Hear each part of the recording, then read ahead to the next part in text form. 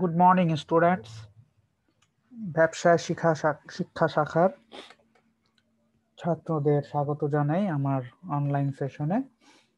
আমি আপনাদের সায়ন স্যার, যথারীতি আজকে ম্যানেজমেন্টের নতুন একটি অনলাইন ক্লাস নিয়ে আপনাদের সাথে যুক্ত হলাম।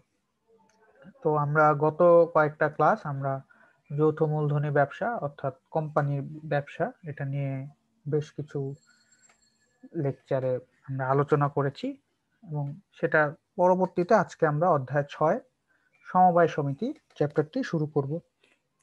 তো সমবায় সমিতিকে আমরা ইংলিশে কোঅপারেটিভ সোসাইটিও বলে থাকি। অর্থাৎ সমবায় সমিতি হচ্ছে যে ব্যবসাটা আসলে একটা নির্দিষ্ট ছোট অঞ্চল ভেদে হয়ে থাকে, ওই একটা এলাকার বা একটা শ্রেণীর লোকের উপকারের জন্য তারা স্বেচ্ছায় যখন একসাথে কোনো কাজ করে সেটাই সমবায় হয়। আচ্ছা, আমরা আলোচনা শুরু করলে আরো ক্লিয়ার হবে। তো আমরা সমবায় সমিতির ধারণা, সমবায় সমিতির সংজ্ঞা এবং ছোট্ট ইতিহাস দেখবো। আমরা অনেক বইতেই খুব বড় আকারে ইতিহাস আছে, আমি জাস্ট একটা জিস্ট আপনাদের সামনে তুলে ধরবো ইতিহাসের। এরপর বৈশিষ্ট্য এবং সমবায় সমিতির উদ্দেশ্যগুলো নিয়ে আজকে আলোচনা হবে এবং সর্বশেষ যথারীতি কিছু বাড়ির কাজ থাকবে। তো প্রথমে আসি সমবায় সমিতি। এখন এখানে দেখেন যে সমবায় সমিতির অর্থ হচ্ছে সম্মিলিত প্রচেষ্টা, অর্থাৎ সমবায় তারা কয়েকজন লোক একসাথে মিলে কোনো কিছু করার প্রচেষ্টা, নিজেদের আর্থিক কল্যাণের জন্য এই প্রচেষ্টাকে সহজ অর্থে আমরা সমবায় বলি। অর্থাৎ তারা নিজেদের অর্থনৈতিক দিক থেকে উন্নতির জন্য এই কাজটা করে থাকে। এই শ্রেণীর ব্যক্তি যারা নিজেদের আর্থিক কল্যাণ সাধনের লক্ষ্যে স্বেচ্ছায় সংঘবদ্ধ হয়ে সম অধিকারের ভিত্তিতে সমবায় আইনের আওতায় যে ব্যবসা গড়ে ওঠে সেটাকে আমরা সমবায় সমিতি বলতেছি। অর্থাৎ কিছু লোক কোনো প্রতিযোগিতা না, নিজেদের মধ্যে নিজেদের আর্থিক উন্নতি বা নিজেদের যে সামাজিক সুবিধা বা অসুবিধাগুলো আছে সেগুলো নিয়ে যখন তারা কোনো একটা সংগঠন গড়ে তোলে তাকে আমরা সমবায় সমিতি অথবা কোঅপারেটিভ সোসাইটি বলে থাকি। তো মূলত এখানে ইম্পর্টেন্ট, সমবায় সমিতি গঠনটা মুনাফার উদ্দেশ্যে নয়, বরং এটা শ্রম যারা গুটি কয়েক লোকের অথবা গুটি কয়েক সদস্য যারা এটা সদস্য হয় বা যারা সমবায় সমিতিটা গড়ে তাদের উন্নতি বা তাদের কল্যাণ সাধন, তাদের অর্থনৈতিক উন্নতি বলতে পারি, সেটাই এই সমবায় সমিতির মেইন উৎস, শুধু মুনাফা মেকিং না। ঠিক আছে, তো এখানে সমবায় সমিতির ক্ষেত্রে কিছু আমরা মূল মন্ত্র ফলো করি, সকলের তরে সকলে, অর্থাৎ প্রত্যেকে সবার জন্য সবাই মিলে কাজ করতেছে, একতাই বল। সবাই, যেখানে একটা ছবিও দেখতে পাচ্ছেন যে সবাই একসাথে করে কাজ হচ্ছে। স্বাবলম্বী শ্রেষ্ঠ অবলম্বন, স্বাবলম্বনী শ্রেষ্ঠ অবলম্বন, অর্থাৎ তারা সবাই মিলেই যাচ্ছে ওই এলাকার বা সমগোত্রীয় লোকের একটা উন্নতি। তো এটা হচ্ছে আমাদের সমবায় সমিতি। দেখবেন বিভিন্ন গ্রামীণ পরিবেশে সমবায় সমিতি গড়ে ওঠে, শহরেও একটা নির্দিষ্ট এলাকা ভিত্তিক হইতে পারে। যেমন ধরেন গুলশান বেজ একটা সমবায় সমিতি হইতে পারে, যে গুলশানের লোকজন ওইটাতে করে একটা বিজনেস করতে পারে। বা বিভিন্ন পেশার লোক, যেমন সেলুন ব্যবসায়ী যারা, তাদের একটা সমবায় সমিতি থাকতে পারে, যে তারা একটা সমিতি মেনটেন করে, ওই সমিতিতে সবাই কিছু কিছু কন্ট্রিবিউট করে, তারা বছর শেষে বা একটা কোনো একটা উদ্দেশ্য পালন করে কাজ করতেছে। এটা হচ্ছে সমবায় সমিতি। তো ইতিহাসটা এখানে অনেক বড় আছে, তো আমি জাস্ট মেইন কিছু পার্ট এখানে তুলে ধরছি। তো আমি একটু এটা রিডিংই পড়বো, যেহেতু এটা ইতিহাস, তো এখান থেকে কিছু নৈতিক প্রশ্ন আসতে পারে, তার জন্য মোটামুটি সপ্তদশ শতাব্দীর শেষ ভাগ থেকেই সমবায় ব্যবসা ভাবনা দানা বাঁধলো শিল্প বিপ্লবের শুরুর পর থেকে। অর্থাৎ শিল্প বিপ্লব বলতে আমরা বলে গেছি 18 শতক এই সময় থেকে। এবং 1752 সালে মার্কিন যুক্তরাষ্ট্রে বেঞ্জিন ফ্র্যাঙ্কলিন, উনি ছিলেন আমেরিকার প্রেসিডেন্ট, তিনি সর্বপ্রথম এই আনুষ্ঠানিকভাবে সমবায় গঠন করেন। ব্রিটেনে এটা গঠন হয় 1844, তার শুরুতে আমেরিকায় হয়, তারপরে ব্রিটিশরা 1844 এটা শুরু করে।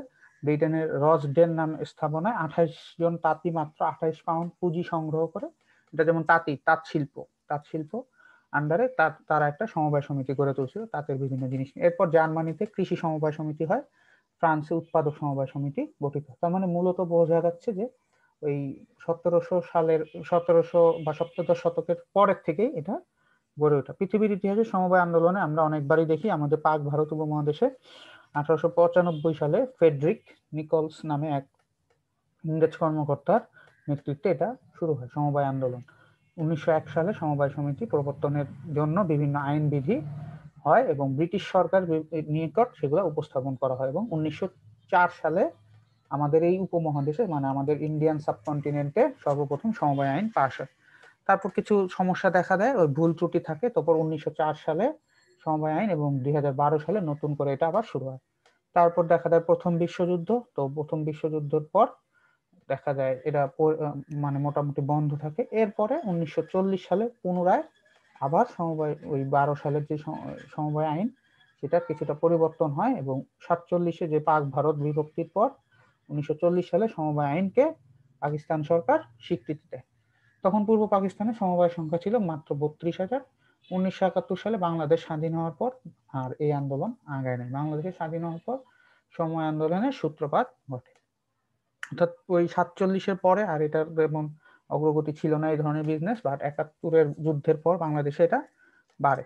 তো এদেশে তখনও এদেশে সমবায় সমিতি 1940 সালের আইন অনুযায়ী চলতো এবং ওই যে 1940 সালে যে আইন সেটা এবং 1942-এর বিধি অনুযায়ী। কিন্তু 1985 সালে সমবায় সমিতির অধ্যাদেশ 1984-তে জারি এবং 1942-এর বিধি পরিবর্তন হয় 1987-তে প্রণয়ন করা হয় এবং 1987 সালে এটাকে আবার কিছু সংশোধন করে 2004 সালে সমবায় বিধি 2004, 2001 সালে সমবায় আইন এবং সংশোধিত সমবায় নীতি 2003 পরিবর্তিত হয়ে সমবায় নীতি 2010 বর্তমানে সমবায় সংগঠন গঠন, পরিচালন ও নিয়ন্ত্রিত হচ্ছে। অর্থাৎ বর্তমানে আমরা যে সমবায় আইনটা দেখতেছি সেটা হচ্ছে আমাদের 2001 সালের সমবায় আইন, বাট এটা কিছু সংশোধনী আসছে এবং বিধিমালা আমরা যেটা ফলো করি সেটা হচ্ছে 2004। তো আমরা 2001-এর আইন এবং বিধিগুলো হচ্ছে রুলস গুলো আসছে 2004-এর যে রুলস। তারপর 2010-এ এটার কিছু নীতি আসছে এবং আবার 2001 সালের আইনটার কিছু সংশোধন 2013-তে আইসা হয়। তো এটা হচ্ছে মূলত আমাদের সমবায় সমিতির ইতিহাস। অর্থাৎ ইতিহাসটা অনেক কিছু হয়েছে, আবার থমকে ছিল অনেকদিন, আমরা ওখান থেকে বলতেছি বিভিন্ন কারণে সমবায় সমিতিগুলা থমকে ছিল, আবার আস্তে ভাবে নতুন ভাবে এইভাবে করে আস্তে আস্তে আস্তে আস্তে এখন আমরা 2001-এর আইনটা ফলো করি এবং 2004-এর বিধিগুলা অনুসরণ করতেছি। তো এই হচ্ছে মোটামুটি একটা সামারি অফ আমাদের সমবায় সমিতির ইতিহাস। তো আপনারা বইতেও দেখতে পারেন, বইতে আরো অনেক ডিটেইলে আছে, তো এখানে জাস্ট আমি এত ডিটেইলটা রাখি নাই, জাস্ট মেইন কনসেপ্টটাই এখানে তুলে ধরা হয়েছে। তো এবার আসি আমরা সমবায় সমিতির বৈশিষ্ট্য, লক্ষ্য। সমবায় সমিতির লক্ষ্যটা কি? আমরা বলছি যে তাদের যারা সদস্য থাকবে তাদের আর্থিক সচ্ছলতা। তাই এইটার উদ্দেশ্য শুধুমাত্র মুনাফা অর্জন করা না, তাদের সদস্যদের সেবা, সদস্যদের কল্যাণ এবং ওই জোন বেস বা তাদের যে যে সমস্যাগুলো আছে সেগুলা সমাধান করা। মেইনলি এখানে স্বনির্ভরতা অর্জন করাই হচ্ছে সমবায় সমিতি গঠনের মেইন উদ্দেশ্য। গঠন আমরা দেখলাম ইতিহাসের মধ্যে সমবায় গঠনের সময় আমাদের দেশে প্রচলিত আইন বা বিধি অনুযায়ী মানতে হয় এবং এই গঠনে ন্যূনতম সদস্য একত্রিত হতে হয়। এছাড়া তারা বিভিন্ন ধরনের উপবিধি তৈরি করে ফি জমা দিয়ে নিবন্ধকের থেকে, এখানেও আইন অনুযায়ী নিবন্ধকের থেকে আপনাকে নিবন্ধন পত্র নিতে হবে এবং কমপক্ষে 6 মাসের একটা সময় পার করতে হবে।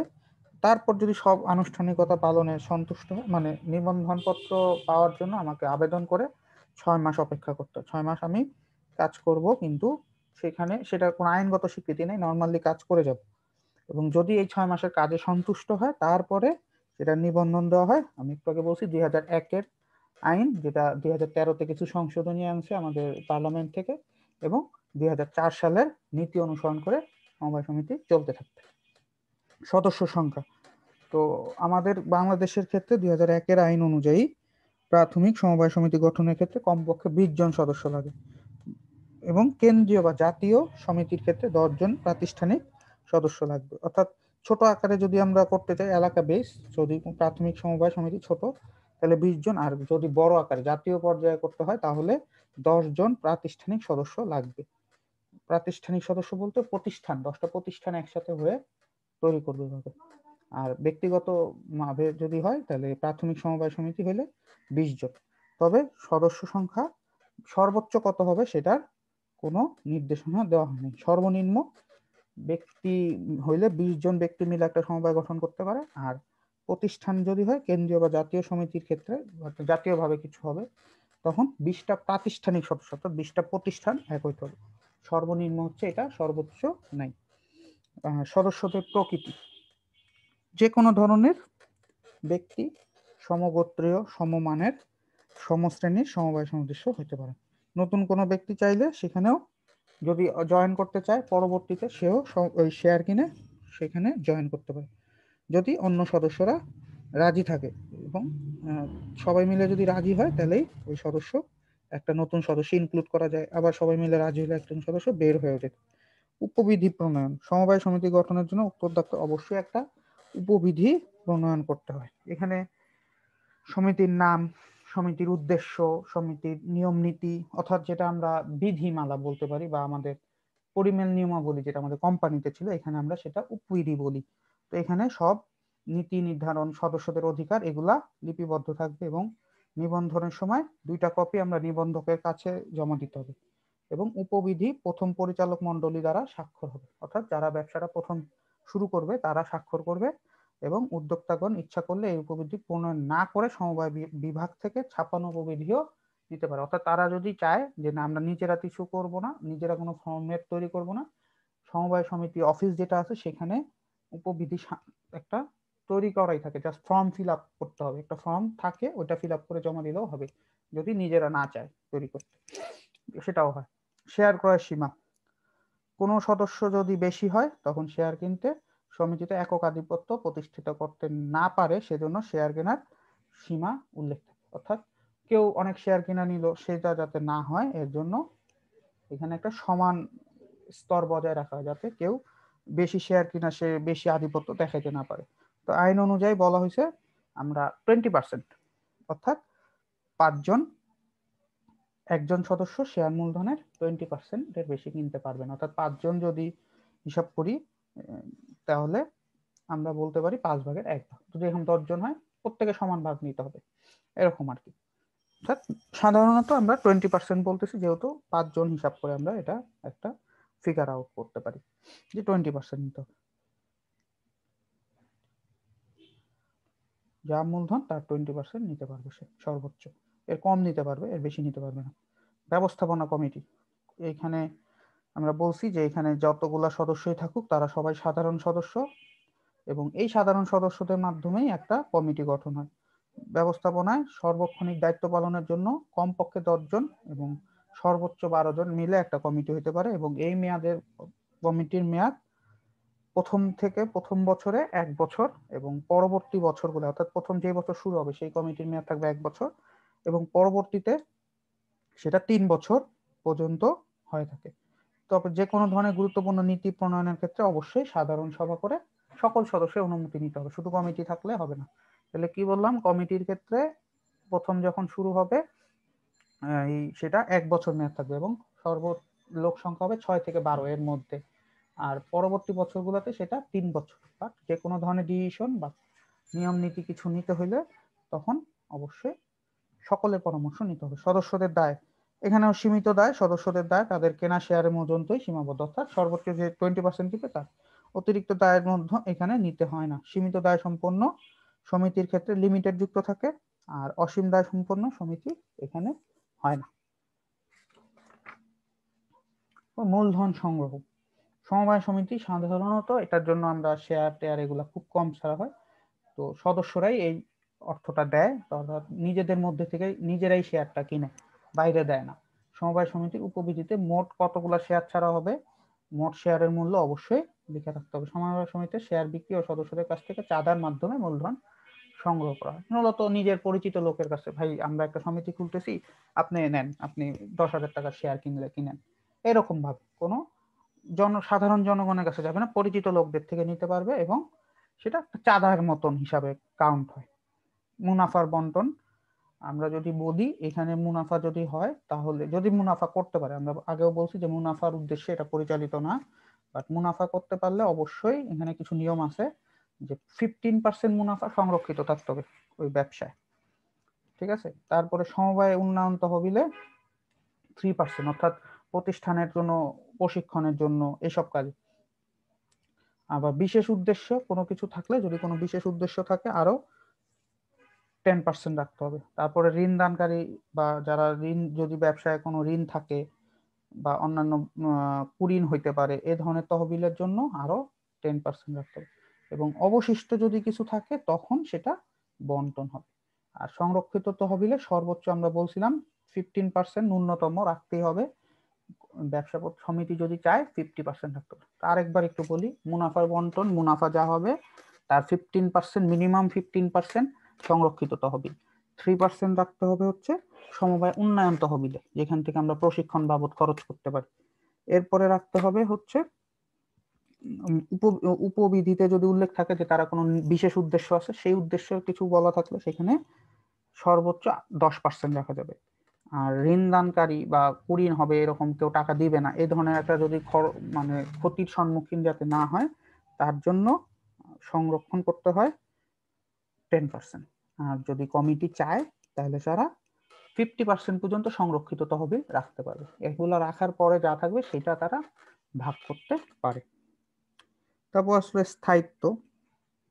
তো এইখানেও যেহেতু আমরা বলতেছি এটা আইন সৃষ্ট প্রতিষ্ঠান, তার মানে এটাও কিন্তু কোম্পানির মতো কৃত্রিম ব্যক্তি সত্তা, অর্থাৎ যা কিছু হবে কোম্পানির নামে। তো একটা বৈশিষ্ট্য কৃত্রিম ব্যক্তি সত্তা এটার সাথেও যায়। তো স্থায়িত্ব যদি বলি, এটা আমরা ধরে নিই এটা চিরন্তন স্থায়িত্ব আছে। কেউ সদস্যর মৃত্যু অথবা দেউলিয়া বা কোনো কারণে সে সদস্য বাদ হয়ে যাবে, কিন্তু সমিতি বন্ধ হবে না, সমিতি চলতে থাকবে। তো সদস্যদের ইচ্ছা, পারস্পরিক অবস্থান, পারস্পরিক আস্থা বা বিশ্বাস, এগুলোর উপরে বেস করে এটার স্থায়িত্ব অনেক দিন হইতে পারে। তো এই হইল মূলত আমাদের সমবায় সমিতির কিছু বৈশিষ্ট্যের আলোচনা। তো এখন যদি আসি সমবায় সমিতির উদ্দেশ্য কি। অর্থনৈতিক অবস্থার বিকাশ। আমরা প্রথমটাই বলছি লক্ষ্য, এই ব্যবসার লক্ষ্যই হচ্ছে তার সদস্যদের আর্থিক কল্যাণ সাধন। মূলত এই উদ্দেশ্য নিয়েই কিন্তু এই ব্যবসাটা চালু হয়। পুঁজি গঠন, আমাদের শিল্পের জন্য যে পুঁজি গঠন করা সমবায় সমিতির একটা উদ্দেশ্য। পুঁজির অভাবে অনেক স্বল্প আয়ের মানুষ একা অনেক কিছু করতে পারে না, তখন তারা কি করে, এবং যদি ঋণ নিতে চায় সেখানেও তাকে একটা বড় ধরনের সুদ দিতে হয়। তার জন্য তারা কয়েকজন মিলে একটা সমিতি গঠন করে, যাতে পুঁজি, একটা ভালো পুঁজি বা মূলধন গঠন করতে পারে। সম্পদের সুষম বন্টন, তো সমবায়ের মাধ্যমে দারিদ্র জনগণ সম্পদের সুষম বন্টন করতে পারে। অনেক সময় কারো ধন ধন মানে বড় লোকের কাছ থেকে ঋণ নিলে দেখা যাবে একটা বৈষম্য সৃষ্টি হয়, যে বৈষম্যগুলো সম্পদের বৈষম্য, যেটা আমরা সমবায়ের মাধ্যমে দূর করা সম্ভব। সংগঠিত হওয়া, আমরা বলছি সমবায় মানেই হচ্ছে সবাই মিলে একটা কাজ করা, ইউনাইটেডলি থাকা, ঠিক আছে, সবাই একসাথে থাকবো। কোনো কিছু লোক কোনো উদ্দেশ্য অর্জনের জন্য মিলিত হয় একসাথে। তো এখানে বিশেষ করে আমরা প্রথম দিকেই বলছি যে সম পর্যায়ের লোক বা সম ইনকামের লোক এখানে নিজেদের জন্য সেখানে তারা কাজ করে, এবং তারা আর্থিক সচ্ছলতা নিয়ে জীবনের গতিকে ফিরে আনে, এবং সংগঠিত করা হয় সমবায় সমিতি। তো তারা এই প্রতিষ্ঠানটার মাধ্যমে তারা সবাই একই রকমের ব্যক্তিবর্গ মিলে, একই ইনকামের ব্যক্তিবর্গ মিলে এই সংগঠনটা গঠিত করে। কর্মোদ্যম সৃষ্টি, ওয়ার্কে ফর মোটিভেশন বলতে পারি আমরা, বা কাজে অনুপ্রেরণা। সদস্যদের মধ্যে কাজের প্রতি একটা আগ্রহ সৃষ্টি হয়, তারা কাজ করে নিজেদের ভাগ্য উন্নয়নের। তখন একা একা করতেছিল এতদিন, সে কিন্তু অনুপ্রেরণা পায় না, যে যাই করে কোনো সে ভালো থাকতে পারতেছে না, তার সংসার খরচ চালাইতেই সে হিমশিম খাচ্ছে। তো সবাই মিলে একসাথে যখন কাজ করতেছে, সবাই তখন কি করে, একটা কাজের নতুন স্পাহা পায়, তাদের মানসিক শক্তি বাড়ে, যে আমার সাথে আরো দুইজন লোক আছে, সাহস হয়, অর্থাৎ একা নাই, এখন আমি সাথে দুইজন নিয়ে একত্রিত হয়ে কাজ করতেছি। তো একের লাঠি, সরি 10-এর লাঠি একের বোঝা, নাকি? তো ওই রকম একটা থিঙ্কিং থেকে সে বের হয়ে আসতে পারে। সামাজিক দায়িত্ব পালন, তো সমাজের প্রতিও তারা কিছু দায়িত্ব পালন করে। তো বিভিন্ন সমস্যা যেটা সমাজে থাকে, তারপর সহযোগিতা করে। এই সমবায় সমিতি কিন্তু অনেক সময় দেখা যায় তা অঞ্চল ভেদে গরিব মানুষকে সাহায্য করে। এই যে বিভিন্ন করোনাকালীন সময়ে দেখবেন অনেক ছোট ছোট সমবায় সমিতি তাদের এলাকায় কিছু কিছু কন্ট্রিবিউশন, যারা গরিব, যারা এই সমবায়টাও করার মতন সামর্থ্য নাই, তাদেরকে হেল্প করছে। এই ধরনের কাজ, সামাজিক কিছু তারা দায়িত্ব পালন করে, বিভিন্ন সহযোগিতামূলক কাজে সহায়তা করে। বা একজন সদস্য খুব খারাপ আছে, তারা ওই সদস্যকে একটু সাহায্য করার, হেল্প করার চিন্তা করে। তারপর হচ্ছে স্বনির্ভরতা অর্জন। তো তো আত্মনির্ভরশীল আর কি। তো দেখা যায় কি হয়, সমবায় সমিতির মাধ্যমে এটা অর্জন করা যায়। তো এখানে বিভিন্ন ধরনের কাজ হয়, সাধারণত টেকনিক্যাল কাজগুলাই সমবায় সমিতিতে বেশি তারা ব্যবসাটা তৈরি করে, টেকনিক্যাল কাজ। তো এখানে প্রশিক্ষণ নিতে পারে তারা তারা তাদের ভবিষ্যতে নিজেরাও ছোটখাটো ব্যবসা কিন্তু এইখান থেকে শিক্ষা গ্রহণ করে করতে পারে। তবে সঞ্চয়ের মানসিকতা সৃষ্টি। তো সমবায় সমিতিতে আমরা প্রতিনিয়তই কিন্তু একটা দেখবেন যে অনেক জায়গায় আছে সমবায়তে জমা রাখে টাকা, যদিও কিছু আছে আইনের বাইরে, ঢাকা শহরে বেশিরভাগই দেখা যায় আইনের বাইরে, তো ওইগুলাতে টাকা রাখা উচিত না।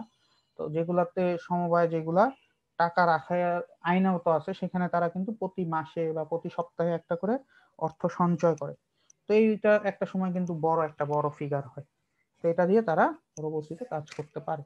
কর্মসংস্থান তো একই সাথে যে লোকগুলা ছোট কাজ করতো তারা একসাথে সমবায় করে তাদের কাজের ইনকাম বাড়াইতেছে, বা এই সমবায়টা চালানোর জন্য দুই একজন লোক রাখতেছে। তো কর্মসংস্থানের সুযোগ সৃষ্টি হয়, এবং ভবিষ্যতে যেটা বললাম প্রশিক্ষণ স্বনির্ভরতার মাধ্যমে ভবিষ্যতে ছোট ব্যবসায়ী ক্ষুদ্র ব্যবসায়ী গুলা গড়ে ওঠে। আর সমবায়ের মাধ্যমেই কিন্তু বাংলাদেশের অনেক কুটির শিল্প ক্ষুদ্র শিল্প এগুলা গড়ে উঠছে। গ্রাম অঞ্চলে তাঁত শিল্প, মৃৎশিল্প, বা আমি যদি বলি এইগুলোকে বিভিন্ন ধরনের হস্তশিল্প, এগুলা যে গড়ে উঠছে সবই কিন্তু এই সমবায় সমিতি, তারা কিন্তু সমবায় সমিতিতেই মাধ্যমেই তারা গড়ে উঠছে। তো একই সাথে কর্মসংস্থান হয়, কর্মসংস্থান হইলে মানুষের নৈতিকতাও বাড়তেছে। তারা আগে ঘুরা ঘুরা ভ্যাগাবনের মতো থাকতো, ছেলে পেলেগুলা তারা এখান থেকে প্রশিক্ষণ নিয়ে কিছু কাজ করতেছে। তো এই ধরনের কর্মসংস্থান হচ্ছে, কর্মসংস্থান হওয়া মানে জীবনযাত্রার মান বাড়তেছে, তাদের তাদের ইনকাম সোর্স বাড়তেছে, উন্নত হচ্ছে, এগুলা হচ্ছে, মানব সম্পদের উন্নয়নও ঘটতেছে। তো আজকের আলোচনা আমি এখানেই শেষ করব। তো আজকের আলোচনা থেকে একতাই বল, অর্থাৎ যেটা আমরা বলছি সমবায় সমিতির মূল মন্ত্র আর কি, তো সেটা একটু ব্যাখ্যা করবেন যে একতাই বল কথাটি সমবায়ের সাথে কিভাবে যায়। তো সমবায়ের সাথে রিলেট করে লিখতে হবে। হ্যাঁ, সমবায়কে স্বল্প আয়ের মানুষের সংগঠন বলা হয় কেন, অর্থাৎ যারা ছোট ইনকাম মানে অল্প ইনকাম করে তাদের জন্যই এই প্রতিষ্ঠান কেন, এটাও আমি আলোচনায় ছিল। তো এখান থেকে আপনারা লিখবেন। তো সবাইকে অসংখ্য ধন্যবাদ। সবাই ভালো থাকবেন, সুস্থ থাকবেন এবং নিরাপদে থাকবেন।